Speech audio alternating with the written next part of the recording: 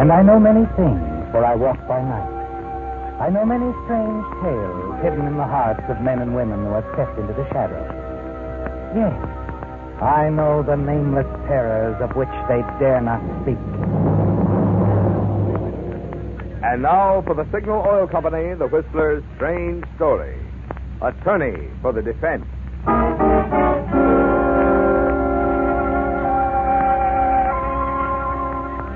The trial had captured the headlines and commanded the bulk of page one news since its very first day.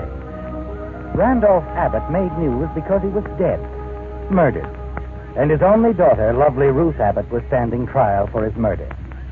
Defending her was her father's own attorney, Joseph Herman. Now the court stood recessed, and Joseph Herman walked confidently from the crowded courtroom. Think you've got the DA on the run, Mr. Herman? Well, the district attorney has his job to do, and I have mine. But you may quote me as saying that Ruth Abbott is innocent, entirely innocent of her father's murder. And I propose to prove her innocence.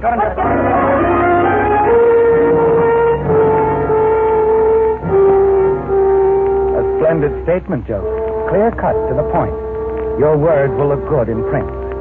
But then, your words are most important in this murder trial, aren't they, Joseph? More important than anyone else's. Because you're the only one who knows exactly what happened the night Randolph Abbott was murdered. Yes, Joseph, you remember that night well. You called on Randolph Abbott for a very special reason. Oh, it's you, Joseph. Come in. Good evening, Randolph. I hardly expected you to answer the door. Come on into the study. Medford's out this evening. All the servants are. Ruth's gone up to her room. Probably didn't hear the bell. Well, sit down, Joseph. Sit down. Well, this won't take long, Randolph. This is a business call. Business? Oh, yes. The payment on your note, I imagine. The last payment on my note, Randolph. 10 years. That's a long time, Randolph. I'm glad it's over, Joseph. I should think you would be. Glad? That's a small word for 10 years of effort. 10 years of crawling to you with the payment, Randolph. I don't understand you, Joseph. You act as if I've done a villainous thing, saving you from prison, disbarment. The courts don't look kindly on embezzlement, Joseph. You should know that. You're a lawyer. Randolph Abbott's attorney, if you please. All right, Joseph. I've never asked for your gratitude. I don't expect it now. I'll get the note and we can complete this unpleasant... Fine. Get the note. Oh, and shall I hide my eyes, Randolph, while you work the combination to the wall safe? That won't be necessary, Joseph. The safe's nearly closed. It's not locked. I was putting some things in when you rang. Here we are. Now, if you'll give me the money, Joseph, the note is yours. Okay. Here's the money. Thank you. And here's your note. Okay. Well, I guess I should thank you, too. That won't be necessary, Joseph. Oh, you don't want my thanks. You just want my money. Is that it? No, Joseph, that's not it. If that's the way you feel toward me, I'm releasing you. You're at liberty to find employment elsewhere. You don't owe me a thing, Joseph. Oh. So this is the payoff. You've kept me crawling to you for 10 years for this? I've kept your career safe for you, Joseph. And by keeping you employed, helped you pay back the money that you stole. You seem to forget all that. I've given you another chance. Another chance. And then there's young Douglas, Drake Douglas, Ruth's fiancé. He's showing promise as assistant district attorney. In all probability, after their marriage, I'll turn my legal representation over to him. Oh, no, you won't, Randolph. I think you'd better leave now, Joseph. I'm not leaving, Randolph, not yet. You said I didn't owe you anything. But you're wrong. Now, don't start threatening me, Joseph. You'll do nothing. You've done the last thing that you'll ever do. No, Joseph. Here's what I owe you, Randolph. The final payment.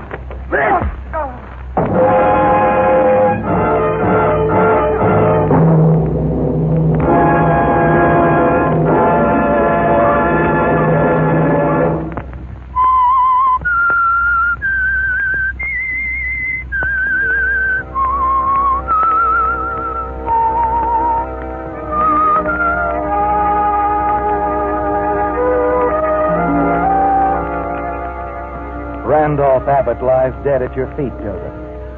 Instinctively, you wipe your fingerprints from the heavy bookend, from everything that you've touched. You move for the safe. You're certain Randolph kept the record of your payments there. Yes, you find them, neatly kept in a small record book. But there's something else in the safe, Joseph. You flip open the large leather case, and the light catches the brilliance of Randolph Abbott's collection of historical gems. You make a split-second decision. Robbery, Joseph. Yes, you'll make it look like robbery. Half an hour later, you carry your heavy, bulging briefcase into your own home. Your wife, Helen, sensing your urgency, follows you to your room. What's the matter with you, Joe? You paid Mr. Abbott, didn't you? You got the note all right. Yeah. Yes, I got the note. Helen. He's dead. Abbott's dead. I killed him. You killed him? I paid him. See, I got the note, and then he fired me. Just like that, he fired me. I couldn't help it. I must have hit him with a bookend. And all of a sudden, there he was. He's dead. Joe. But did anyone see you? Does anyone know you were there? No. The servants were gone. He said that Ruth was upstairs, but there wasn't a sound in the place after it happened. Oh, and your fingerprints are probably all over the place. Oh, no. I wiped everything off. Oh, and just to be sure, I took these. I made it look like robbery. Opened the window in the study where we were. Well, what on earth are these? Jewels. Abbott's been collecting a few historical jewel bills. Nothing much, but it was all I could think of to take. What do you mean, nothing much? They look genuine to me. Oh, maybe they are. He said that they were a hobby with him. You don't think he'd tell me about his jewel collection, do you? Wait a minute. What's in the separate case? Well, how would I know? I never saw it before. Oh, look at that, Joe. You think that necklace isn't worth a fortune? Why, I don't know. That's stunning. Well, I'll say it's stunning. It's funny, too. I don't know why it should, but it looks familiar to me somehow. Well, say, what are you doing? Looking through these magazines. One of them ran some color pictures of old jewels. I know that's where I saw that necklace. Oh, look, Helen, this is crazy. This necklace isn't important. We've got... Now, wait a minute. Here it is. Huh? Oh, I knew I'd seen it. Look, Joe, a life-size color print. Here. I bet this necklace of Abbott's fits perfectly. There. Oh, I'll be... What does it say? There, below the picture. It says the Anne Boleyn necklace, said to be the final gift of Henry VIII to Anne Boleyn before she was beheaded. It has in it all kinds of... Here, diamonds, sapphires, and emeralds. Oh, let's see. Good heavens. Well, what is it? Appraised by present-day gem experts at a value of $150,000. But think of it, Joe. It's worth $150,000. And we've got it.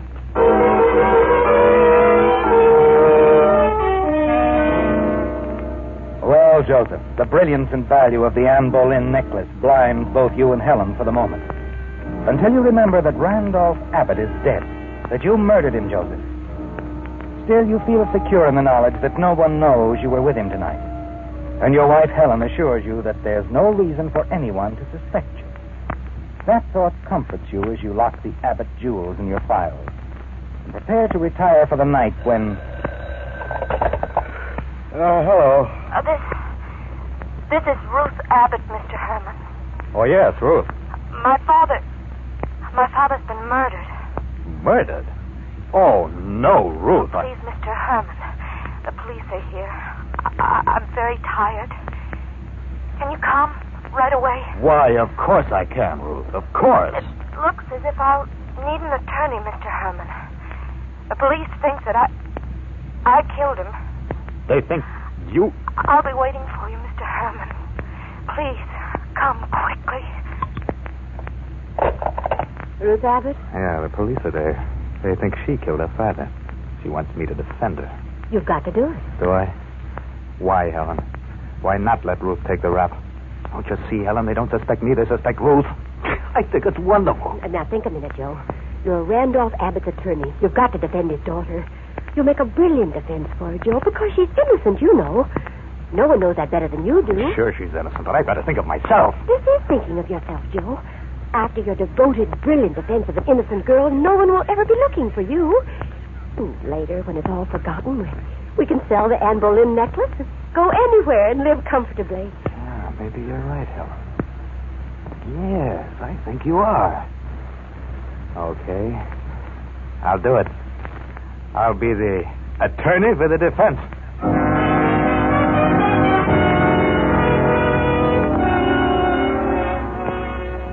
As you reach the Abbott home, you manage an expression of grave concern as Medford, the Abbott butler, ushers you into the study where Ruth Abbott and Police Lieutenant Simpson are waiting for you.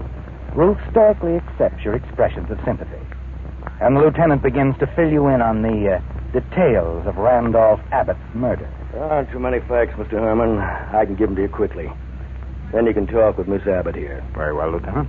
Mr. Abbott was killed earlier tonight at approximately 8:30. Between 8:30 and 9 o'clock. There was no one at home at the time except Miss Abbott. A servant? The servants had been dismissed for the evening immediately after dinner.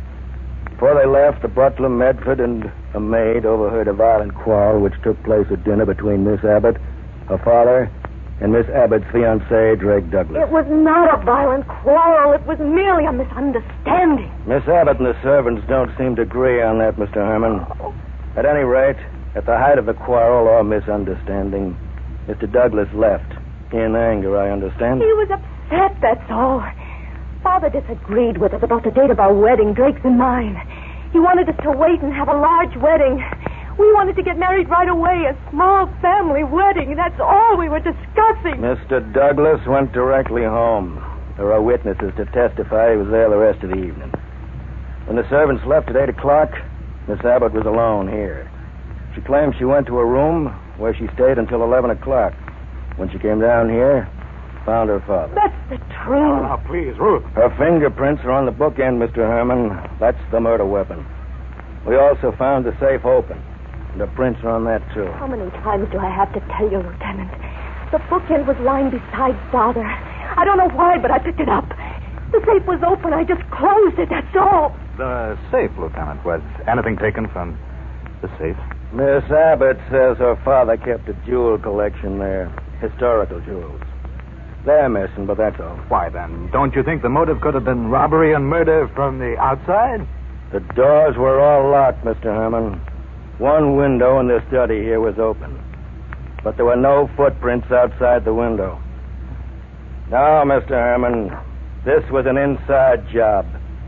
And we're holding Miss Abbott for the murder of her father.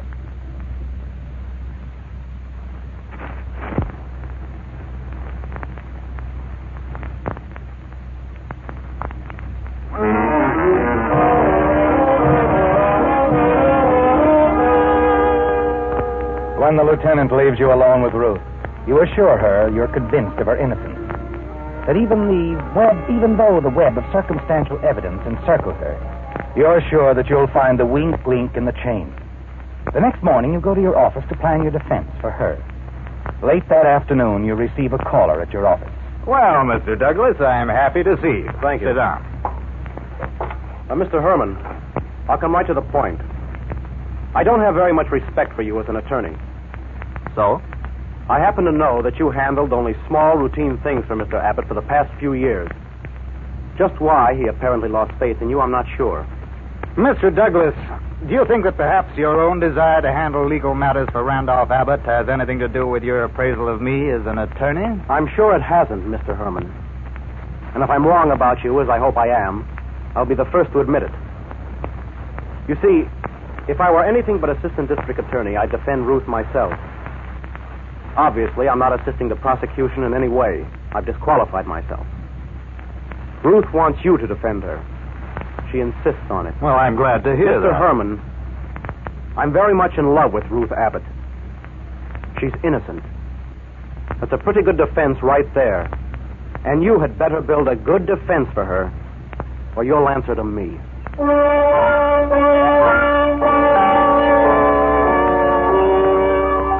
Drake Douglas's words echo through the next few days as you prepare Ruth Abbott's defense.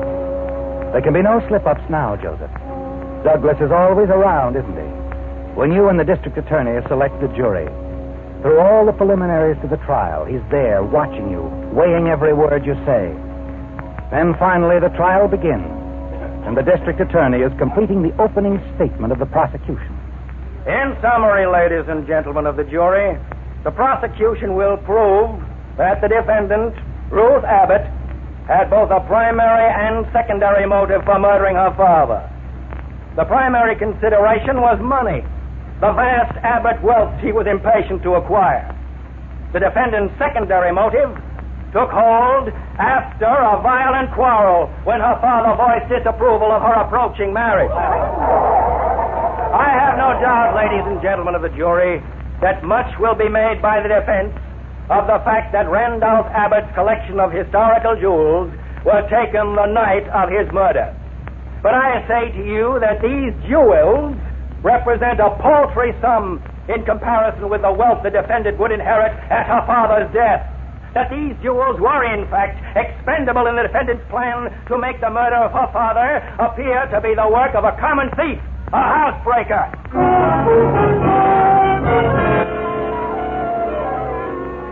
You watched the jury for reaction, Joseph. Sense the temper of the crowded courtroom. Yes, the district attorney has made his points well. And he continues to build his case against Ruth with the testimony of the Abbott maid and Medford, the butler. I distinctly heard them quarreling. Miss Ruth, Drake Douglas, and Mr. Abbott during dinner. They were shouting at one another. And finally, I heard Miss Ruth say, "I won't have it. I won't have it. You're not going to interfere with my wedding."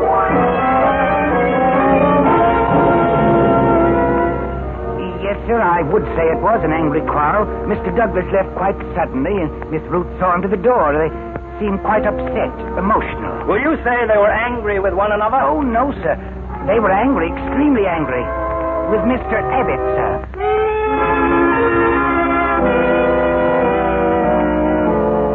The next morning in court, you set the stage for playing your ace in the hole. You dwell on the close, happy association of Ruth Abbott and her father, on Randolph Abbott's sincere affection for Drake Douglas, his faith in him. Yes, Joseph, your defense of Ruth Abbott is building nicely. The angry quarrel of which the prosecution and its witnesses have made so much, ladies and gentlemen of the jury, the defense shall prove to be merely a family squabble concerning the date and size of the defendant's wedding. Spirited, perhaps, but nonetheless the kind of lively discussion in which all families indulge. I dare say even my esteemed colleague, the district attorney, has raised his voice in such a minor disagreement with his own family.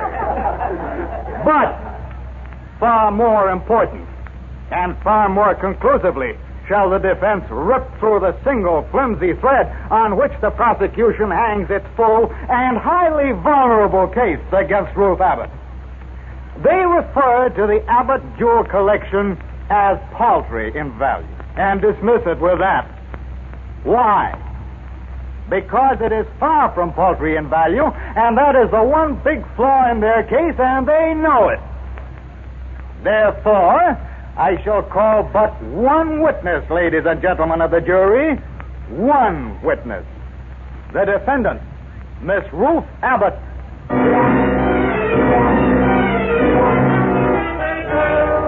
It's a dramatic moment, Joseph, and you play its drama to the hilt. Quietly, compassionately, you ask the first routine questions of Ruth. Each one a strategic step toward your main line of questioning, your ace in the hole. And finally, you begin to frame the all-important questions. Miss Abbott, are you familiar with your father's collection of historical jewels? Oh, yes, of course I am. Did you have free access to these jewels? Why, yes. Father frequently discussed them with me. In fact, at his insistence, I wore them many times. I see. Now, Miss Abbott, according to the transcript, the prosecution refers to these jewels as paltry in value. Do you know their actual worth? Well, I know that a diamond brooch, which once belonged to the Royal House of the Netherlands, was insured for $20,000. A ring of emeralds and diamonds from an ancient Oriental dynasty was appraised at $10,000. A 15th century ruby pendant was valued at $15,000.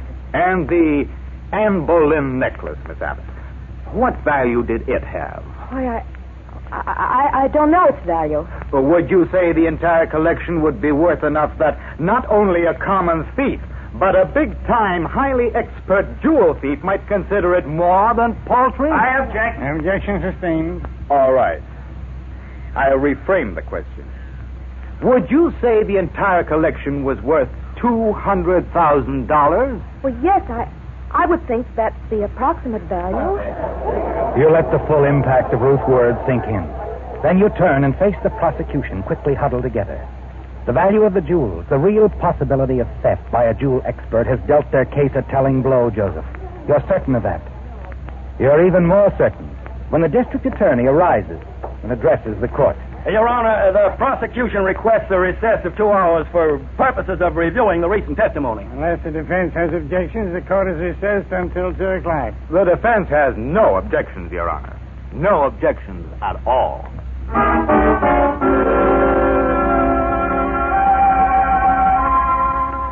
Yes, the trial had captured the headlines and commanded the bulk of page one news since its very first day. Randolph Abbott was dead, murdered, and his only daughter Ruth was standing trial for his murder. Defending her was her father's own attorney, Joseph Herman.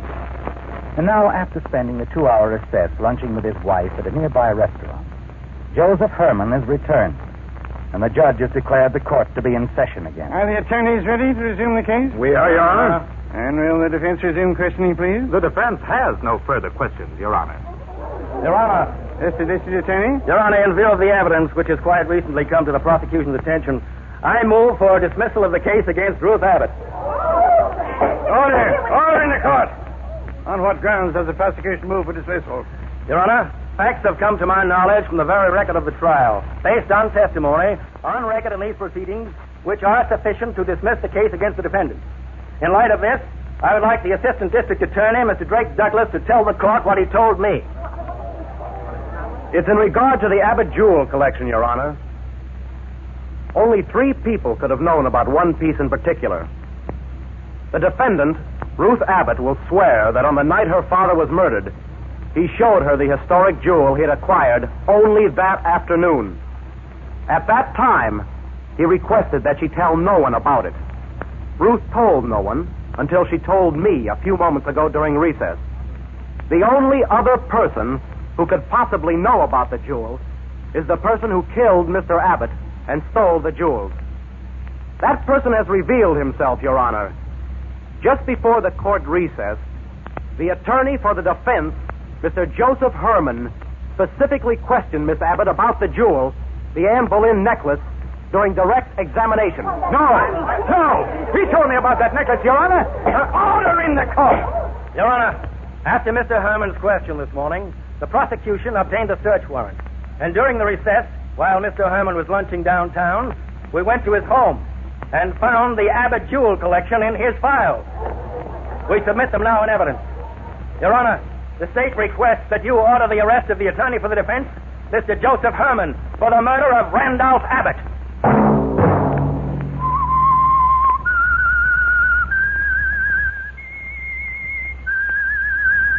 The Whistler whose strange story you have just heard will be back next week with another tale from his never-ending file. This is the United States Armed Forces Radio Service, the voice of information and education.